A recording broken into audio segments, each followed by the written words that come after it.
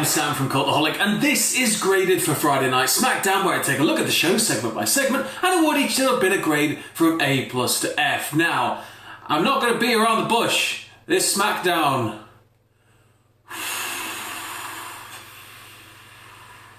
There's somehow simultaneously a lot going on, but nothing going on at the same time. Let's just crack on with it. Hit the intro.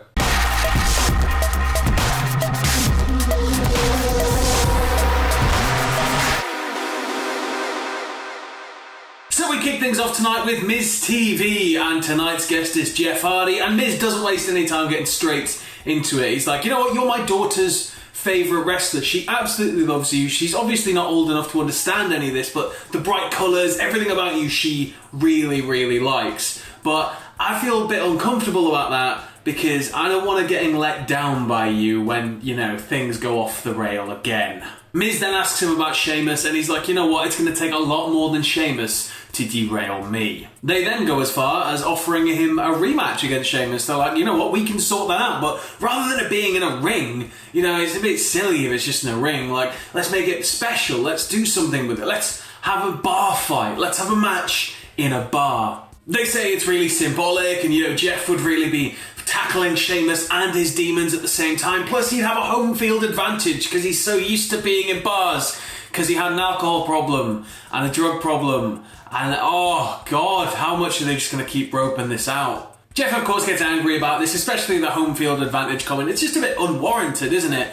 But he somehow quickly goes from being all like, well, this is just ridiculous, to, all right, I'll do the match in the bar. And he then goes, you know what? Pick one of you two. I didn't come out here for no reason. If you're going to do this to me, then we're going to have a match. Come on. This then quickly spills into a brawl, and when we come back from the break, we go to The Miz versus Jeff Hardy in an impromptu match. So obviously Miz has accepted the challenge here out of the two of them. They're going for it. Miz is trying to keep some distance between him and Jeff Hardy. There's a little bit of apron work, and then Miz grounds Jeff. Jeff is trying his hardest to get out of it, but Miz has got him scouted. Eventually, though, he does Hulk up. He comes off the ropes, connects with a twist of fury. However, when Jeff goes up top to put Miz away, Morrison reaches into the ring, pulls Miz out, and then they're on the outside. Jeff's up on the turnbuckle anyway, and he goes, I'm Jeff Hardy. And he turns around and proceeds to just dive to the floor. They caught him, but not all of him. It sort of looked like a really hard landing there. Jesus, Jeff, calm down. And when we come back from the break, Jeff is in charge, but Morrison interferes, and this results in Jeff eating barricades and eating knees. The one thing I'll say about these big sneeze guards that we've got everywhere now is they make a very satisfying sound whenever a superstar is thrown flat against them, and they look like an awkward landing, and it just looks a bit, oof, despite the fact that maybe, I don't know this personally, I might go throw myself into one at Tesco. Doesn't seem like it's going to be that painful. But back in the ring, Miz is laying in the it kicks, he lays in the knees. Jeff goes for a twist of fate though, but Miz reverses it into a DDT. That was really slick. Eventually, Jeff does manage to fight back. There's then a skull-crushing finale into a roll-up, but it's not enough. Jeff's pretty much got the match sealed. He once again goes up the turnbuckles, ready for his finish, when Sheamus appears on the Tron. He's back in Shamey's bar, and he's got himself a nice drink. So Jeff comes down from the turnbuckle, Miz rolls him up, but Jeff rolls back through, so it's like a double roll. Jeff is on top, Jeff ends up securing the pinfall. Now I'm going to put these together because the match spun off from Miz TV, and I'm only going to give it, despite, like, the match was alright, you know, it wasn't anything phenomenal, it's only going to get a D. I just don't understand why we're now injecting Miz and Morrison into it. Is it because they're heels and all heels have to work together? Is there no shades of grey? During Miz TV, when they brought the bar fight segment up, you've got, like, Jeff being quite hesitant, and he quickly just accepts there didn't seem to be any wrestling with the idea there from him. As I said, the match itself, it just felt a bit pointless. It was... yeah, like, Miz can afford to take a loss because he's Miz, and Miz doesn't really need wins and losses because he's Miz. He's thoroughly entertaining no matter what. He could lose every match for the rest of his career, and I'm pretty sure he could still make it fun, but just, I don't know. We then go to Nakamura and Cesaro backstage. They are asked by the interviewer whether they're going to score an upset victory tonight, and they take umbrage with the word upset. They're like, we've beaten them before. Why would it be such an upset? And then they run the New Day down. They say they're going to be the tag champs. We then go to our next match, which is Sasha Banks and Bayley versus Alexa and Nikki. And as Sasha and Bayley are making their entrance, Nikki just dives out and takes it straight to Bayley. Didn't we already see this kinda as well? Is my brain folding in on itself? Are we just stuck in a Groundhog Day-esque loop?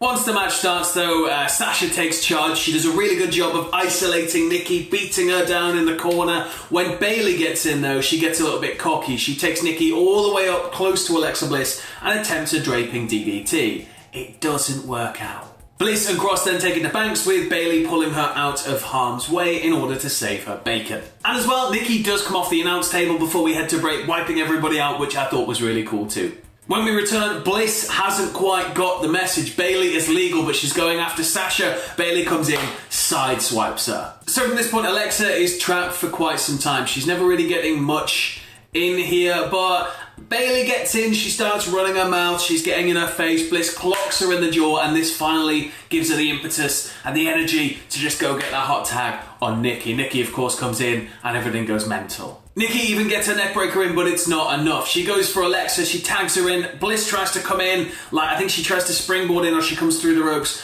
Bayley catches her, rolls her through, 1, 2, 3. So we're 2 for 2 on roll-up victories here so far on SmackDown, but I'm gonna give this one a B-. Despite it being a match that feels like we've seen it 1,000 times, everybody involved is they're just able to bring it. It's sort of like a New Day situation. You can put them anywhere. They're always able to bust something new out or something at least exciting to make even the most bland match a little bit spicy. It was a little one-sided in parts for sure, but Bayley is continuing to amass this sort of heel heat, I guess, and it's going to make Nikki look like even more of an underdog when they come in to face each other. Next up, we then get a replay of Braun versus Brave for Money in the Bank. We've graded that elsewhere, so I'm not grading it here. Go find that video. I'm going to have a nice sip of coffee instead. Lovely. We then go to the New Day backstage, and I guess this is their return promo to Cesaro and Nakamura.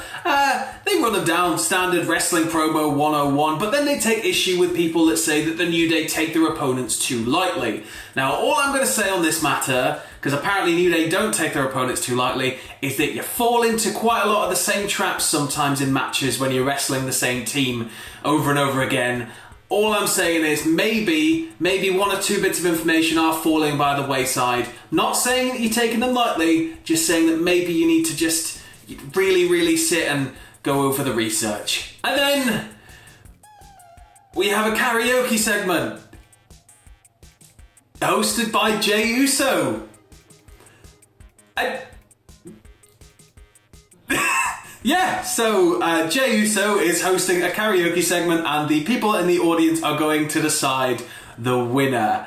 I'm just going to read this out because, it's Lacey, Dana, Tamina and Naomi, and it goes as follows. So, Lacey Evans, in possibly the most Bruce Pritchardiest Bruce Pritchard move ever. Straight up, we see you, Bruce, we know you're back there. She sings With My Baby Tonight by Jeff Jarrett / Road Dogg. Dana sings the Honky Tonk Man theme? What the Tamina is then gonna sing The Game? Can somebody check for a gas leak in the Performance Center? Either way, she does the time to play the game and the cackle, and then Jimmy cuts her off. And then we go to Naomi, who sings Common Man, which is Dusty Rhodes' theme. And Naomi gets by far the longest out of everybody. She's clearly the best at it. It sort of devolves. Lacey's a poor loser. Naomi's clearly won. And it turns into a bit of a brawl.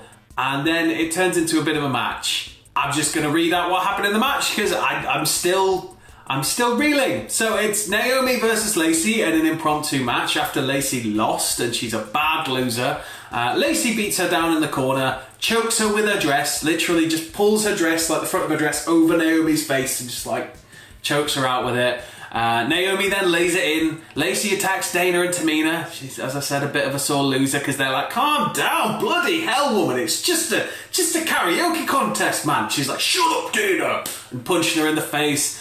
It's just, nobody let Lacey do anything competition-wise again. But yeah, after she swings for people, it devolves into a brawl. She peels out of the ring. Referee throws the match out. It's all gone to hell. There's only one grade for this, isn't there? So, pew! We then go to AJ Styles backstage, who is running down Drew Gulak. He's like, I'm the Intercontinental Champion. Blah, blah, blah, blah. Standard AJ Styles stuff. And then he's informed that next week he will be defending his title.